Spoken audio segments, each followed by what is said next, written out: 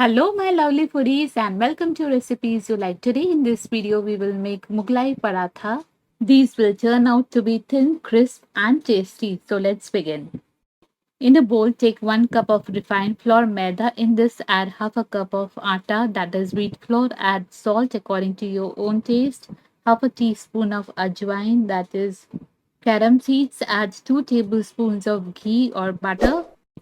Mix everything in the flour and then adding water little at a time. We will make a knead a soft dough.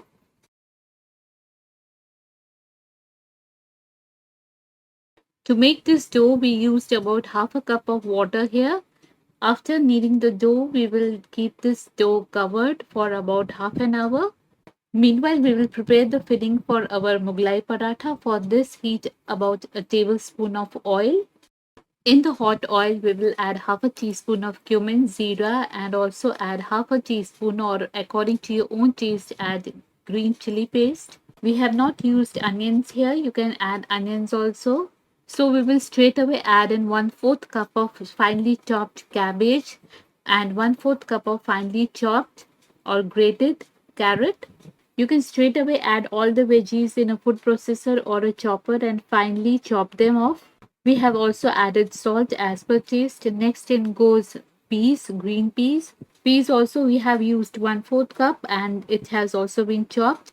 This is a pinch of hing, asafoetida. If you are adding onions, you don't require to add hing here.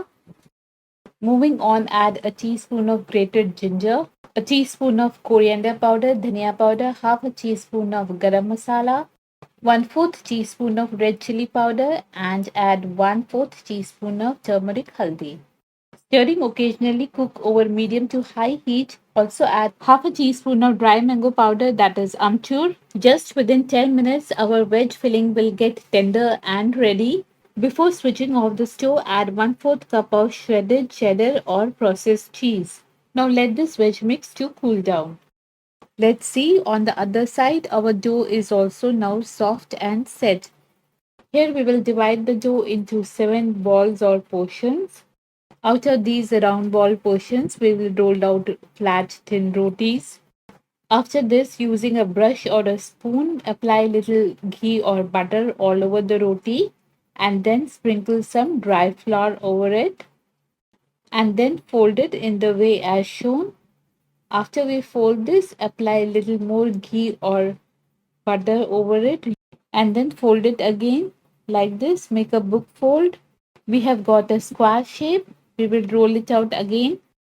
Generally, a Mughlai paratha is in square shape. That's the reason we are making in square shape. After we roll it out like this, drop about a tablespoon of filling over it and then fold it in this manner to completely seal it.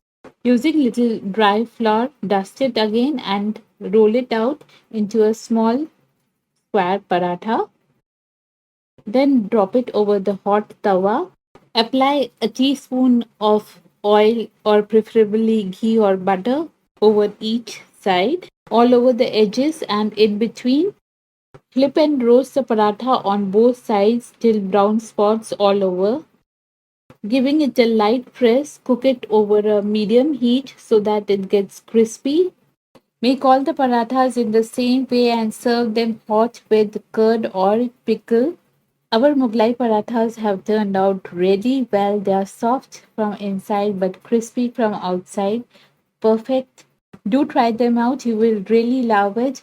Meanwhile, don't forget to like, share, comment, subscribe. Till we meet again. Bye bye.